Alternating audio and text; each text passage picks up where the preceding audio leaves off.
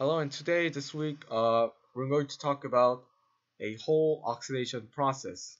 I'm just gonna have to pack a lot of information in this 3-minute video, so I'm just gonna gloss over many details. Uh, I hope somebody listening can forgive me about it. But okay, let's dive right in. Oxidation process, it's very differs from our process that we learned so far. Etching and lithography process, we just we our goal was to remove layers to achieve patterns. But however, in oxidation process, we put in oxides into our wafers to make a bulge or our protective layers. So that's one thing to know about. And okay, so why do we need to grow oxides on our silicon wafers? There are many benefits. I'm just gonna explain three of them. There's a lot. First, great. They work as a great insulator, and the second, they have a high breakdown voltage. Uh, this means they can really protect our MOSFETs in hazardous situations. And finally, SiO2 is a great diffusion dopant. Dopant, we're going to look into that later since dopants are in our doping process. So just keep in mind of that factor. Okay, so we're going to look into our oxidation process. There's two, wet and dry approach, just like in etching. And just like in etching, wet we use H2O, and dry we use O2.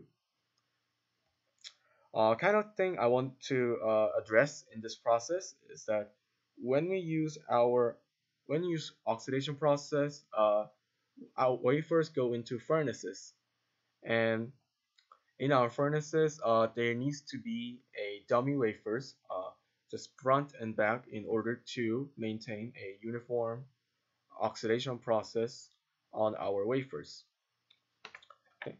Okay, so finally, moving on, there needs to be, as you can know, when we define a process or try to utilize our process, there needs to be a mathematical model to take advantage of it.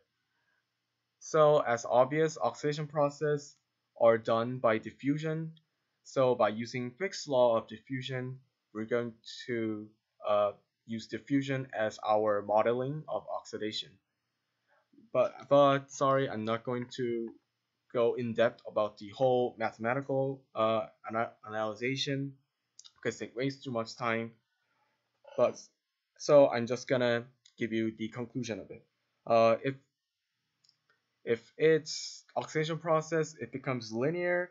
It depends on surface reaction.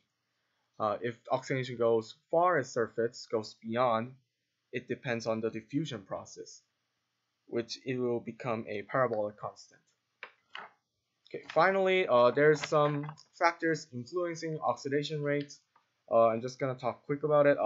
First is the whole density of it. If there's a small SI density, the whole process is not going to happen so quickly because there's so few of them.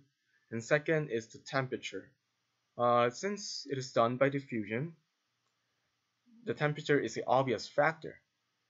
And the last thing I want to point out about the temperature is that you, the whole semiconductor fabrication process is done in high temperatures.